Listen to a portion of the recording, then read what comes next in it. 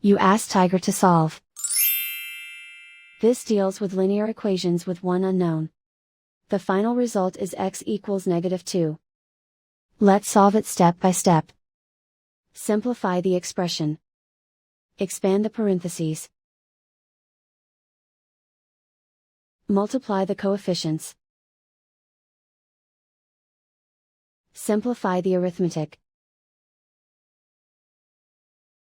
Group all constants on the right side of the equation. Add 15 to both sides. Simplify the arithmetic.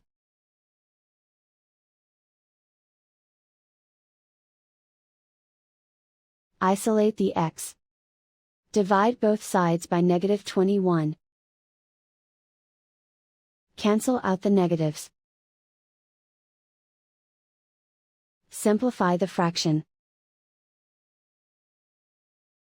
Move the negative sign from the denominator to the numerator. Find the greatest common factor of the numerator and denominator. Factor out and cancel the greatest common factor. And so the final result is x equals -2.